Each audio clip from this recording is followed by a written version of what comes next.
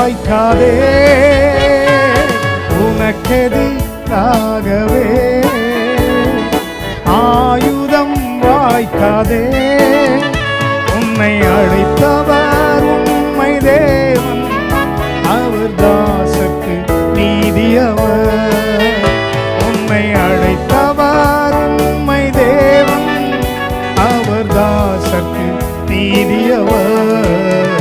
எண்ணி துதி செய்வார் என்னடங்காத கிருபைகளுக்காய், என்றும் தாக்கும் தம்புயமே இந்த இயேசுவின் நாமமே.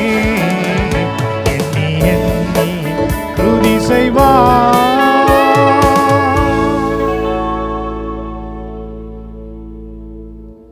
நியாயாதிபதிகள் 18ஆம் அதிகாரம் 6ஆம் வசனம். Judges chapter 18 and verse 6.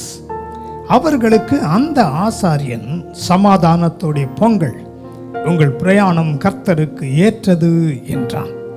இன்றைக்கும் கர்த்தருடைய ஆவியானவர் இந்த சத்தத்தை கேட்டுக்கொண்டிருக்கிற உங்களை பார்த்து சொல்கிறார், என் மகனே, என்னுடைய மகளே, நீ போகலாம். ஏனென்றால் சமாதானத்தோடைய போகலாம். உங்களுடைய முயற்சிகள், பிரயாணங்கள், உங்கள் ஜெபங்கள் கர்த்தருக்கு ஏற்றதாக இருக்கிறது என்று சொல்கிறார். நீங்கள் கஷ்டப்பட்டதை போல இனிமேல் இன்றிலிருந்து கஷ்டப்பட வேண்டிய அவசியமில்லை.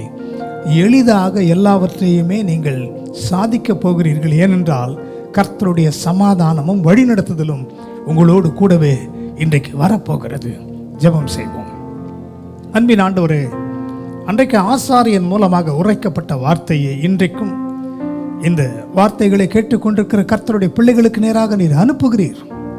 சமாதானத்தோடைய பொங்கல், கர்த்தருக்கு ஏற்றதை நீங்கள் செய்து கொண்டிருக்கிறீர்கள் என்று உம்முடைய பிரசன்னம் உம்முடைய பிள்ளைகளுடைய வேலை ஸ்தலங்களில் இருக்கட்டும், வியாபாரங்களில் இருக்கட்டும், படிக்கிற பிள்ளைகளுடைய வாழ்க்கையில் இருக்கட்டும்.